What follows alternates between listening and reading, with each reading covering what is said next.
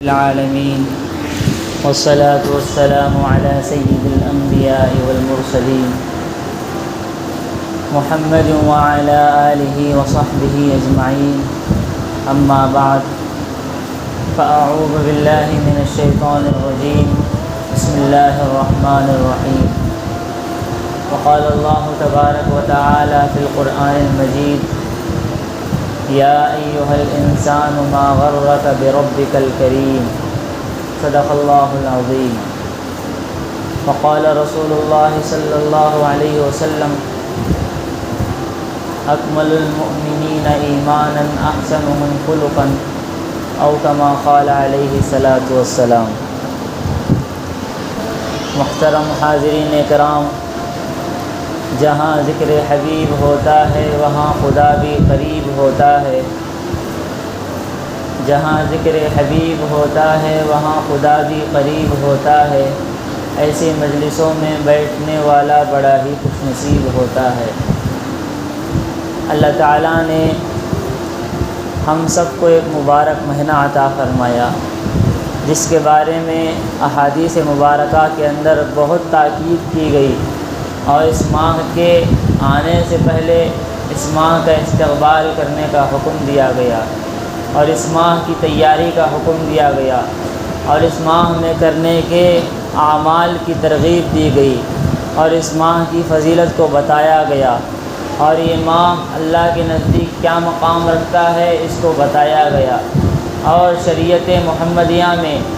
اس ماہ کو کیا حیثیت اور مرتبت حاصل ہے، جناب محمد رسول اللہ صلی اللہ علیہ وسلم کے ذریعے سے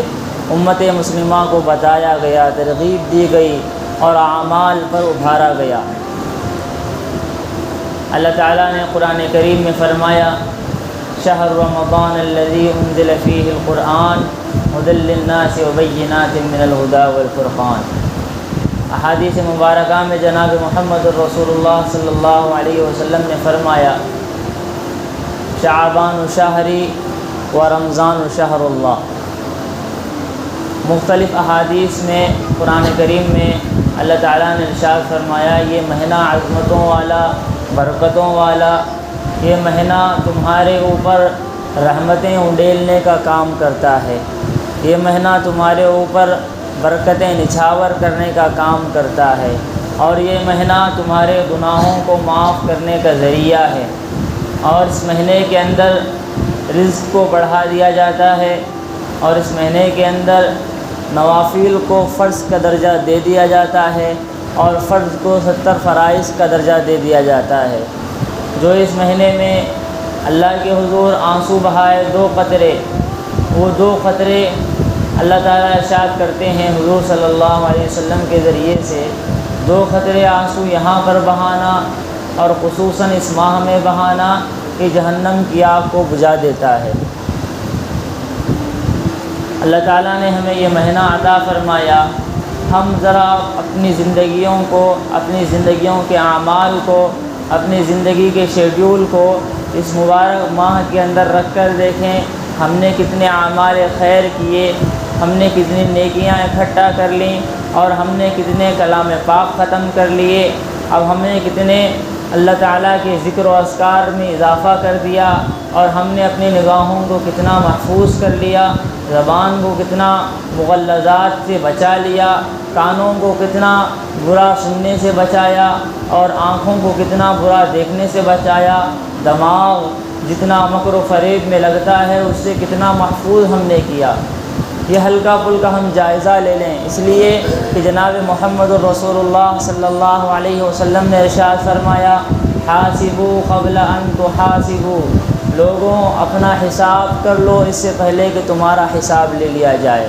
اپنا حساب کر لو، تم نے کتنے اعمال خیر کیے، کتنے اعمال بد کیے، ورنہ اللہ قیامت کے دن حساب لینے پہ آئے گا تو قرآن کہتا ہے معاملہ کیا ہوگا وَمَن يَعْمَلْ مِثْقَالَ ذَرَّةٍ خَيْرًا يَرَهُ وَمَن يَعْمَلْ مِثْقَالَ ذَرَّةٍ شَرًّا يَرَهُ۔ اللہ ذرے ذرے کا حساب، قطرے قطرے کا حساب، لمحے لمحے کا حساب اللہ لیں گے۔ ہم نے تمہیں سانس کی نعمت دی تھی، اس سانس کو کتنا استعمال کیا، کہاں استعمال کیا اور کس میں لگایا، سانس اندر لینے میں باہر لینے میں قرآن پاک کی تلاوت ہوتی رہی یا زبان سے غیبت حسد یا جھوٹ بکتے رہے۔ اللہ نے بے شمار نعمتیں حضرت انسان کو عطا کی، آنکھ جیسی نعمت دی، 5 یا 4 عظیم نعمتیں اللہ نے حضرت انسان کو دی۔ ایک ہے قوت سامعہ، سننے کی طاقت اللہ نے حضرت انسان کو دی۔ ایک ہے قوت باصرہ، دیکھنے کی طاقت اللہ نے حضرت انسان کو دی۔ ایک ہے قوت لسانیہ، بولنے کی طاقت اللہ تعالیٰ نے حضرت انسان کو دی۔ اور ایک ہے سوچنے کی طاقت اللہ تعالیٰ نے حضرت انسان کو دی۔ 4 چیزوں سے نوازا اللہ تعالیٰ نے، دیکھنے کی طاقت، سننے کی طاقت اور بولنے کی طاقت، قوت شامہ اور سونگھنے کی طاقت اللہ تعالیٰ نے حضرت انسان کو دی۔ ذرا آپ تصور کریں، اگر ہماری زبان ہو اور جو ہے چکھنے کی طاقت نہ ہو تو ہمیں کیسے معلوم ہوگا کہ ہم جو پانی پی رہے ہیں یہ گرم ہے یا ٹھنڈا ہے؟ زبان پر وہ اثر کرتا ہے، زبان کے اندر جو اللہ نے طاقت رکھی ہے اسے پتہ چل جاتا ہے یہ پانی گرم ہے یا ٹھنڈا ہے، یہ پانی میٹھا ہے یا کڑوا ہے۔ زبان کے اندر سے وہ صفت ختم کر دی جائے اور خوبصورت صرف زبان باقی رہے تو پھر انسان کے لیے پریشانی بڑھ جاتی ہے۔ آنکھ اللہ نے دی ہے خوبصورت آنکھیں، ان آنکھوں کے اندر سے اگر بینائی چھین لی جائے تو انسان کے لیے تب بھی پریشانی ہے۔ سونگھنے کی طاقت اللہ نے ناک دی ہے، سونگھنے کی طاقت ختم کر دی جائے، جو چیز ہم کھا رہے ہیں گندی ہے یا اچھی ہے، خوشبودار ہے یا بدبودار ہے، معلوم نہیں ہوگا۔ اور سننے کی طاقت اللہ تعالیٰ نے دی ہے کہ کیا تم سن رہے ہو، جس سے نغمے سن رہے ہو اور اپنے نفسانی خواہشات کے جو ہے آلات سن رہے ہو، یا قرآن کریم کے آیتوں کو سن کر اللہ کا خوف دل میں بسا رہے ہو۔ اس لیے اللہ تعالیٰ قرآن کریم میں ارشاد فرماتے ہیں سورۃ التکاثر کے اندر، ثم لتسألن یومئذ عن النعیم۔ یہاں پر مفسرین کہتے ہیں اللہ نے فرمایا ثم لتسألن، ہم ضرور بالضرور پوچھیں گے ایک ایک نعمت کے بارے میں۔ رمضان کا مہینہ اللہ نے مقدر فرمایا تو اس مہینے کی عظمت کے بارے میں، اس مہینے کی قدردانی کے بارے میں بھی سوال کیا جائے گا۔ حضرت امام شافعی علیہ رحمہ فرماتے ہیں الوقت کالسیف تقطع فهو یقطع، وقت تلوار کی طرح ہے، اگر تم اسے نہیں کاٹو گے وہ تمہیں کاٹ دے گا، اگر تم اسے اپنے کنٹرول میں نہیں لوگے وہ تمہیں اپنے کنٹرول میں لے گا، اگر تم اس کا صحیح استعمال نہیں کرو گے وقت تمہیں اپنا استعمال کرے گا، اور اس کا کام کیا ہوگا؟ وہ تمہیں برائی میں لگا دے گا، فحاشی میں لگا دے گا، عیاشی میں لگا دے گا، عریانی میں لگا دے گا۔ اور وقت کسی کے لیے رکتا نہیں، وقت کا کام ہی ہے چلنا، وقت کا کام ہی ہے تیز رفتار سے دوڑنا۔ مفسرین کہتے ہیں کہ جو ہے قیامت کے قریب وقت اتنا تیزی سے چلے گا، اتنا تیزی سے چلے گا کہ لوگ دیکھیں گے جو ہے سال مہینوں کے برابر ہو جائیں گے، مہینے ہفتوں کے برابر ہو جائیں گے، ہفتے دنوں کے برابر ہو جائیں گے، اور دن گھنٹوں کے برابر ہو جائیں گے۔ اتنا تیزی سے وقت دوڑتا چلا جائے گا۔ تو وقت کا کام ہی ہے دوڑنا اور وقت کا کام ہی ہے چلنا، لیکن ہمارے ذمے یہ ہے ہم وقت کو سیو کرتے ہیں آخرت کے کھاتے میں یا وقت کو ویسٹ کرتے ہیں دنیا کے چکروں میں۔ یہ اللہ تعالیٰ نے صلاحیتیں، قوتیں، ٹیلنٹ اللہ تعالیٰ نے ہمارے اندر ڈال دیا۔ اسے بھی قرآن کریم بیان کرتا ہے فَأَلْهَمَهَا فُجُورَهَا وَتَقْوَاهَا، ہم نے انسان کے اندر نیکی کرنے کی صلاحیت بھی ڈال دی اور بدی کرنے کی صلاحیت بھی ڈال دی۔ فَمَنْ شَاءَ فَلْيُؤْمِنْ وَمَنْ شَاءَ فَلْيَكْفُرْ، اور دونوں راستے اس کے سامنے کھول دیے۔ وَهَدَيْنَاهُ النَّجْدَيْنِ فَلَاقْتَحَمَ الْعَقَبَةَ وَمَا أَدْرَاكَ مَا الْعَقَبَةُ، اور دونوں راستے اس کے سامنے کھول دیے، چاہے وہ ایمان لے آئے، اللہ کو راضی کرنے والے اعمال کرے، چاہے کفر کرے۔ فرمایا سنستدرجهم من حیث لا يعلمون، دنیا میں اس کی کوئی پکڑ نہیں ہوگی۔ کیوں پکڑا نہیں جائے گا؟ جناب محمد رسول اللہ صلی اللہ علیہ وسلم کی دعا ہے امت محمدیہ کے لیے، یہاں جتنے بھی گناہ کے کام کر لیں، جتنے بھی نافرمانی کے کام کر لیں، جتنے بھی گندے کام کر لیں، جتنے بھی دھوکے دے لیں، جتنے بھی بد نگاہیاں کر لیں، بد سماعیاں کر لیں، بد گویائی کر لیں، اور اپنے دلوں میں حسد، بغض، کینہ، کپٹ پالتے رہیں، کوئی نظر آنے والا نہیں، کوئی پوچھنے والا نہیں۔ کیوں؟ اللہ تعالیٰ نے فرمایا سنستدرجہم من حیث لا یعلمون، ہم نے دنیا میں اسے ڈھیل دی ہے اس طور پر کہ اسے خبر ہی نہیں ہے کہ اس کے ساتھ کیا ہو رہا ہے، وہ یہ سمجھ رہا ہے اللہ ہم سے راضی ہو گیا۔ اللہ فرماتے ہیں ایحسب الانسان ان یترک سدی، انسان یہ گمان کرتا ہے وہ آزاد ہے اور وہ یہ سوچتا ہے اللہ اس سے راضی ہو گیا۔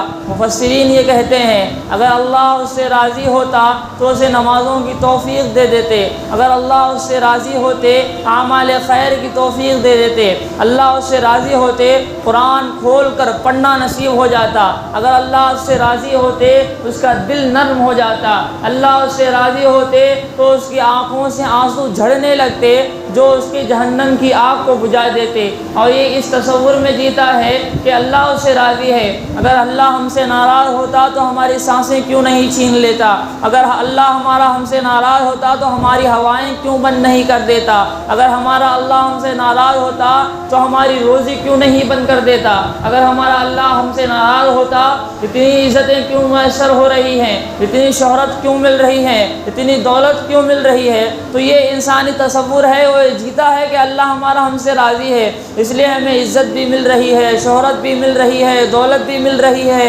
اور جاہ و جلال بھی مل رہا ہے، مال بھی مل رہا ہے، اور زندگی بڑی حسین کٹ رہی ہے، لیکن اسے اپنے اعمال کی خبر نہیں۔ اللہ فرماتے ہیں ان اللہ خبیر بما تعملون، اللہ تعالیٰ تمہارے تمام اعمال سے باخبر ہے۔ قیامت کے دن معاملہ کیا ہوگا؟ بندہ اپنے اعمال ناموں کو دیکھے گا تو پھنسے گا اور کہے گا مالک یہ کیا اعمال نامے ہیں۔ فترى المجرمین مشفقین مما فیہ ویقولون یا لیتنا ما لہذا الکتاب، قرآن بیان کرتا ہے آخرت کا نقشہ کھینچتے ہوئے نافرمان لوگ جب پھنسیں گے تو کہیں گے یا لیتنا ما لہذا الکتاب، یہ کون سے اعمال نامے ہے، یہ کون سی ڈائری ہے، یہ کون سے نوٹس ہے، یہ کون سی بک ہے، یہ کون سے اعمال کے رجسٹر ہیں، دفاتر ہیں۔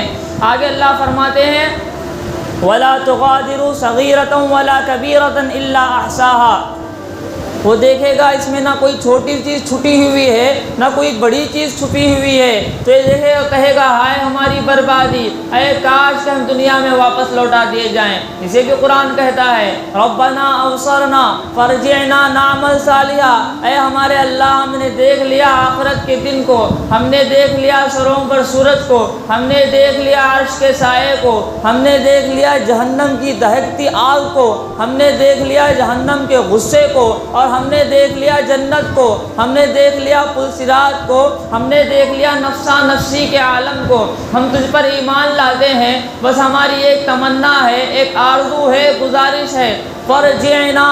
نعمل صالحا، بس ہمیں دنیا میں واپس بھیج دے تاکہ ہم پلک جھپکنے کے برابر بھی تیری نافرمانی نہ کریں، پلک جھپکنے کے برابر بھی تجھے ناراض کرنے والے اعمال نہ کریں۔ اللہ تعالیٰ کہتے ہیں نہیں، تمہیں دنیا میں وقت ملا، تم نے وقت کی ناقدری کی، تمہیں دنیا میں جوانی ملی، تم نے جوانی کی ناقدری کی، تمہیں دنیا میں صحت کے لمحات ملے، تم نے اس کی ناقدری کی، تمہیں دنیا میں اللہ تعالیٰ نے مال دیا تھا، تم نے اسے غلط راہ میں استعمال کیا، اور تمہیں دنیا میں 50-60 سال اللہ نے زندگی کی مہلت دی، اور فرمایا کہ اب میرا بندہ واپس لوٹ کر آئے گا، اب میرا بندہ واپس لوٹ کر آئے گا۔ اللہ قرآن میں کہتے ہیں یا ایھا الانسان ما غرک بربک الکریم، اے بھاگے ہوئے انسان پلٹ کے آ جا، تیرا رب بڑا کریم ہے۔ کتنا کریم ہے؟ مفسرین کہتے ہیں اگر اس کے گناہ آسمان تک پہنچ جائیں اور اس کے گناہوں کی بدبو سے فرشتے پریشان ہو جائیں،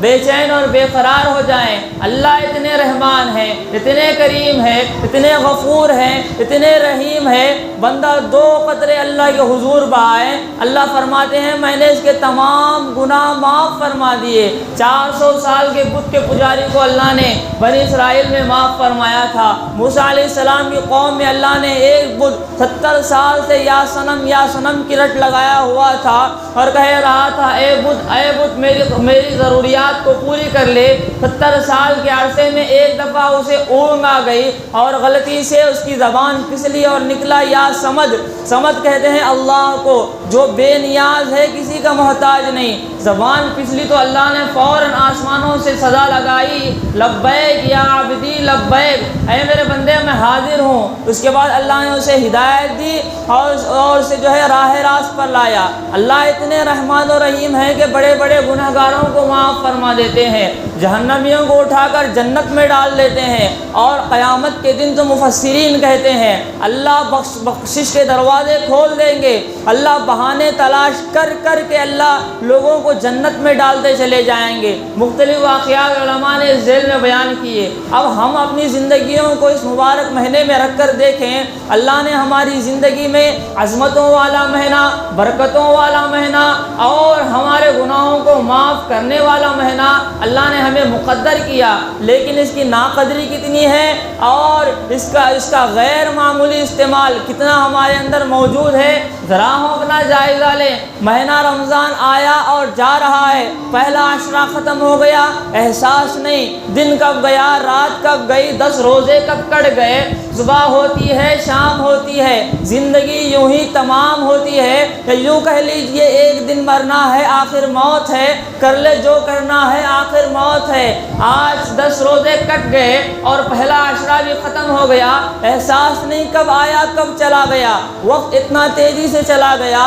پہلے عشرے کے اندر جناب محمد رسول اللہ صلی اللہ علیہ وسلم نے امت محمدیہ کو تاکید فرمائی، امت محمدیہ کو ترغیب دلائی، امت محمدیہ کو اعمال پر ابھارا اور ارشاد فرمایا لوگوں دیکھو پہلے عشرے کے اندر اللہ سے رحمتوں کو طلب کرنا، یہ رحمت تمہیں قیامت کے دن عرش کا سایہ دلائے گی، یہ رحمت تمہیں گناہوں سے بچائے گی، یہ رحمت تمہاری پریشانیوں کو ختم کرے گی، یہ رحمتیں تمہارے غموں کو دور کرے گی، یہ رحمتیں تمہیں اعمال پر ابھاریں گی، یہ رحمتیں اللہ کے حضور جھکنے پر مجبور کریں گی، یہ رحمتیں اللہ سے قریب کریں گی، یہ رحمتیں اللہ سے قریب کر کے دنیا سے دور کریں گی، یہ رحمتیں تمہیں شیطان سے بچاؤ کا سامان بنیں گی، اور یہ رحمتیں اللہ سے تقرب کا ذریعہ بنیں گی، تقرب اللہ کا ذریعہ بنے گی۔ ترغیب دی کہ پہلے عشرے میں اللہ سے خوب رحمتیں طلب کرنا، پہلے عشرے میں اللہ سے خوب رحمتوں کا سوال کرنا،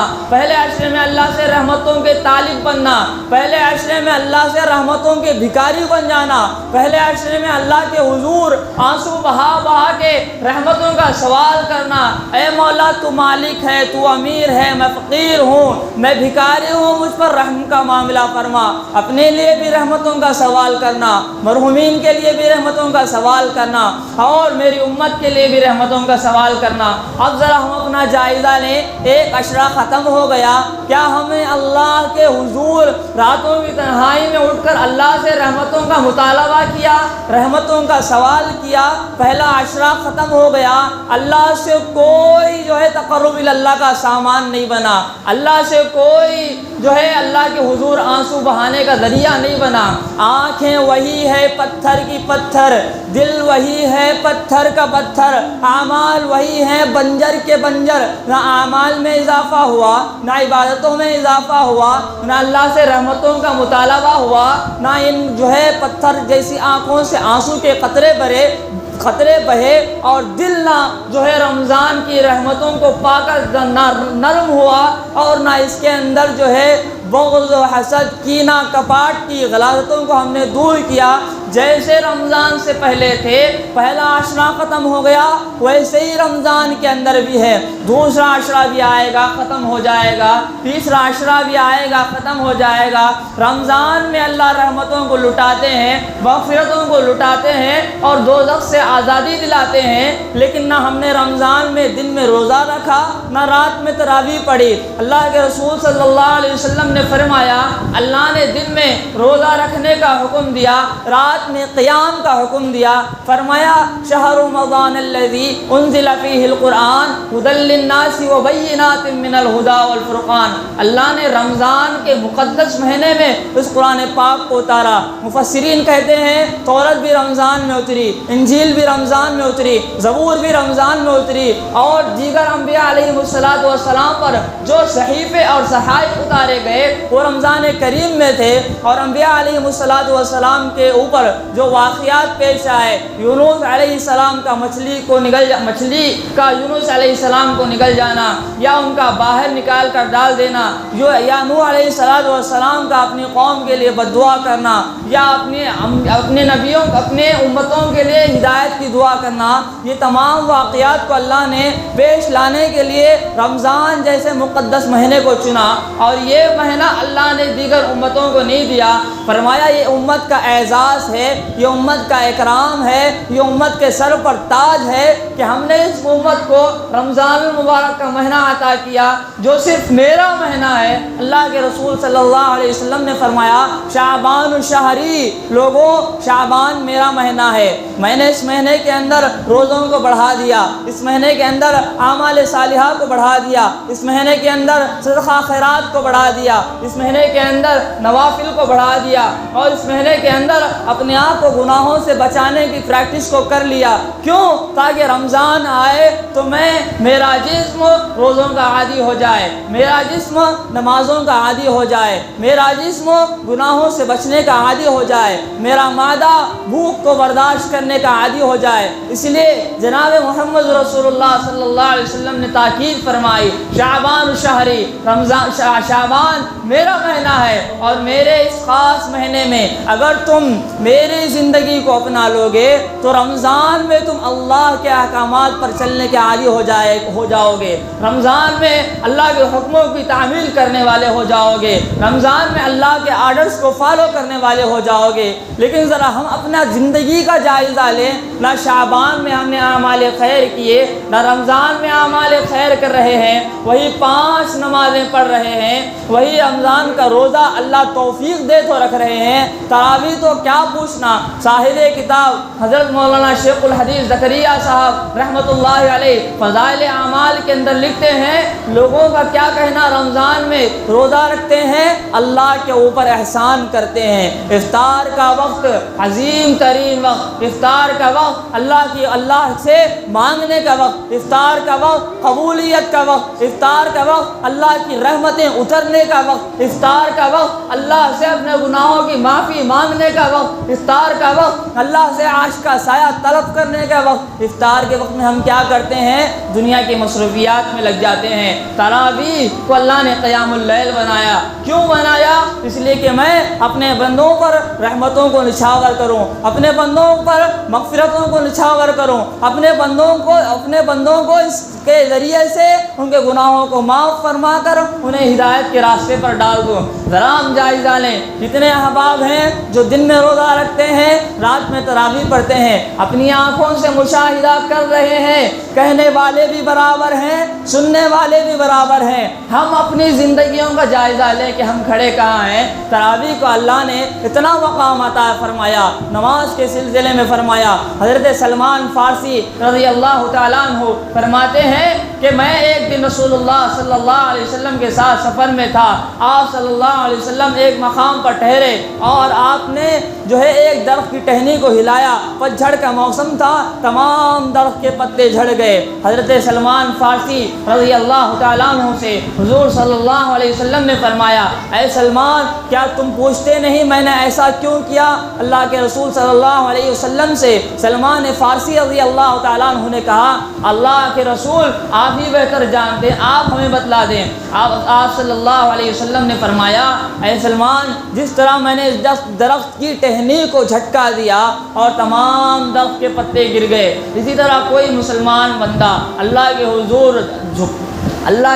جھکتا ہے اور نماز قائم کرتا ہے، روزہ قائم کرتا ہے، زکوٰۃ ادا کرتا ہے، اللہ کے احکامات پر چلتا ہے، اللہ تعالیٰ اس کے تمام گناہوں کو اسی طرح معاف فرما دیتے ہیں۔ اب ہم ذرا اپنی زندگیوں کا جائزہ لیں، 10 دن گزر گئے، پہلا عشرہ ختم ہو گیا رحمتوں کا، ہم نے کتنی نمازوں میں اضافہ کیا، قرآن پاک کے کتنے نسخے ختم کر ڈالے۔ ایسے حضرات بھی ہیں جنہوں نے 10 روزوں کے اندر 5 قرآن کریم ختم کر ڈالے، 10 روزوں کے اندر 6 قرآن قرآن کریم ختم کر ڈالے، لیکن ہم ذرا اپنا جائزہ لیں، ایک پارہ پڑھنے کی توفیق نہ ملی، ایک رکوع پڑھنے کی توفیق نہ ملی۔ ایسے بد نصیب بھی ہیں۔ اللہ تعالیٰ ارشاد فرماتے ہیں میں نے تو شیاطین کو قید کر دیا اور انہیں زنجیروں میں جکڑ کر رکھ دیا، اب تم کیوں گناہوں میں ملوث ہوتے ہیں؟ تم کیوں گناہوں میں ملوث ہوتے ہو اور اپنی آخرت کو برباد کرتے ہو؟ کامیابی دنیا میں نہیں، کامیابی تجارت میں نہیں۔ آپ تاجروں کو اٹھا کر دیکھ لیں، اس مہینے کے اندر بھی 500 روپے کے نفع کے خاطر، 1000 روپے کے نفع کے خاطر تراویح کو چھوڑ دیتے ہیں، اور جو ہے 500 یا 1000 روپے کے نفع کے خاطر رمضان کے روزوں کو چھوڑ دیتے ہیں۔ اللہ فرماتے ہیں وَمَا مِن دَابَّةٍ فِي الْأَرْضِ إِلَّا عَلَى اللَّهِ رِزْقُهَا، زمین پر جتنے بھی جانور ہے یا انسان ہے، اس کی روزی کا ذمہ تو میرے ذمہ ہے۔ اللہ تعالیٰ فرماتے ہیں تم اولاد کو قتل نہ کرو رزق کے تنگی کی ڈر سے، اللہ روزی دینے والے، ان اللہ هو الرزاق ذو القوة المتین، اللہ پالنے والے ہیں، اللہ روزی دینے والے ہیں، اللہ رازق ہیں۔ حضرت سلیمان علیہ السلام کو اللہ نے جو ہے بادشاہت عطا کی، آپ نے اللہ سے دعا کی میں تیری مخلوق کو دعوت کرانا چاہتا ہوں، اللہ نے منع کیا، آپ نے ضد کی، اللہ نے کہا ٹھیک ہے چلو میری مخلوق کو تم دعوت کرنا۔ ایک مچھلی کو آپ نے حکم دیا، آج تمہاری دعوت حضرت سلیمان علیہ السلام کے پاس ہے، تو مچھلی حضرت سلیمان علیہ السلام کے پاس آئی، آپ نے ساری دھرتی کو جو ہے بڑے بڑے جنگلات کو آپ نے کھانے کا سامان کر دیا، اور جنات کے ذریعے سے پہاڑ جیسے دیگوں میں آپ نے کھانا چڑھایا، ہواؤں کو حکم دیا کھانوں پر چلتی رہے تاکہ کھانے خراب نہ ہو، اور ساری دھرتی کو آپ نے دسترخوان بنا دیا، اور حکم دیا اس مچھلی کو ایک سمت سے تم کھانا شروع کرو۔ مچھلی ایک سمت سے کھانے لگی، کھاتے کھاتے کھاتے اس نے سارا کھانا کھا لیا۔ اس کے بعد حضرت سلیمان علیہ السلام سے مطالبہ کرنے لگی مجھے اور بھوک لگی ہے۔ حضرت سلیمان علیہ السلام نے کہا اللہ تجھ پر رحم کرے، تمام مخلوقات کا کھانا تو اکیلے کھا گئی اور پھر کھانے کا مطالبہ کرتی ہے۔ حضرت مچھلی نے کہا کہ اللہ مجھے اس جیسے لقمے روزانہ 3 دفعے کھلاتا ہے، آپ ایک لقمہ کھلا کر مجھ پر جو ہے تنگ ہو گئے، مجھ پر پریشان ہو گئے۔ حضرت سلیمان علیہ السلام سجدے میں گر گئے اور فرمایا ان اللہ هو الرزاق ذو القوة المتین۔ اب ہم ذرا اپنی زندگیوں میں رکھ کر دیکھیں، رمضان آیا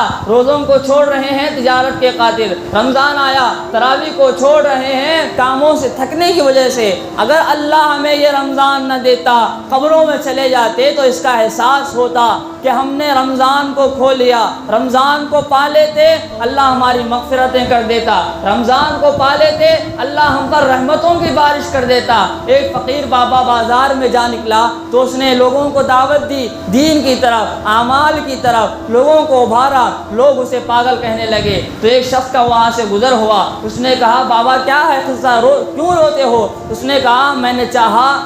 چاہا کہ ان لوگوں کی اللہ سے صلح کرا دوں، اللہ سے میں نے بات کی، اللہ نے تو مان لیا لیکن یہ ہے کہ مانتے نہیں۔ پھر دوسرے دن وہی شخص قبرستان سے گزرا تو اس نے وہی فقیر کو روتے ہوئے دیکھا، پھر پوچھا بابا کیا ماجرا ہے؟ کل بازاروں میں روتا ہے، آج قبرستان میں روتا ہے۔ تو اس نے کہا وہ کل والا معاملہ ہے۔ فرمایا کہ میں نے کل چاہا کہ اللہ سے ان بندوں کی صلاح کرا دوں، اللہ تو مانتے تھے یہ بندے نہیں مانتے تھے، آج میں نے چاہا کہ قبر والوں کی اللہ سے صلاح کرا دوں، پھر قبر والے تو مان رہے ہیں لیکن اللہ نہیں مان رہے ہیں۔ تو اللہ تعالیٰ نے ہمیں رمضان کا مقدس مہینہ عطا کیا، ہم پر انعام فرمایا، لوگوں اس مہینے کی قدر کر لو۔ اگر یہ مہینہ تمہارے ہاتھ سے پھسل گیا، یہ مہینہ تمہارے ہاتھ سے نکل گیا اور تمہاری مغفرت نہیں ہوئی تو اللہ کے رسول علیہ السلام نے فرمایا ہلاکت اور بربادی ہے اس شخص کے لیے جس نے رمضان کا مہینہ پایا اور اس کی مغفرت نہیں ہوئی، اور جس نے رمضان کا پہلا عشرہ پایا اس پر رحمتیں اللہ کی نہیں برسیں، اور رمضان کا دوسرا عشرہ پایا اللہ نے اس کی مغفرت نہیں کی، رمضان کا تیسرا عشرہ پایا جہنم سے دوزخ سے نجات کا اس نے سامان نہیں کیا تو پھر اس کے لیے ہلاکت اور بربادی ہے۔ تو ہم اپنے اعمال کا جائزہ لیں کہ ہم رمضان میں کتنے اعمال خیر کر رہے ہیں، کتنے قرآن پاک ختم کر رہے ہیں، کتنے روزے رکھ رہے ہیں، کتنی تراویح کا اہتمام کر رہے ہیں۔ یہ تو تراویح جماعت کے ساتھ اہتمام کیا جاتا ہے، لیکن تم اپنے نوافل کو بڑھا دو، اپنی سنن کو بڑھا دو، اپنے ذاتی اعمال میں اللہ کے ذکر و اذکار کو بڑھا دو۔ ہم سے تو اتنے اعمال میں غفلت، اتنی اعمال میں سستی ہے، فرائض ہم سے چھوٹ رہے ہیں، تراویح کا تو کیا کہنا، روزے ہم سے چھوٹ رہے ہیں۔ یہ بڑی غفلت کی بات ہے، یہ بڑی ہلاکت کی بات ہے، یہ بڑی بربادی کی بات ہے۔ ہم یہاں بیٹھے اپنا جائزہ لے کہ ہم کھڑے کہاں ہیں۔ اللہ کے رسول صلی اللہ علیہ وسلم نے امت کو صراط مستقیم پر لا کر کھڑا کیا، امت کو جو ہے فرائض پر لا کر کھڑا کیا، امت کو اللہ سے جوڑ کر گئے، لیکن آج وہی امت دنیا کے چکر میں تراویح کو چھوڑ رہی ہے، دنیا کے خاطر روزوں کو قضا کر رہی ہے۔ میرے محترم بھائیوں، بزرگوں اور دوستوں، ہم اپنا جائزہ لیں کہ ہم کر کیا رہے ہیں اور ہمیں کرنا کیا چاہیے تھا۔ ایک تو یہ ہے کہ ہم روزوں کا اہتمام کریں، روزے ہم سے قضا نہ ہونے پائیں۔ دوسرا یہ ہے کہ تراویح کا اہتمام کریں، تراویح ہم سے چھوٹنے نہ پائیں۔ تیسرا یہ کہ ہم دیگر نوافل میں اضافہ کر دیں، قرآن کی تلاوتوں میں اضافہ کر دیں۔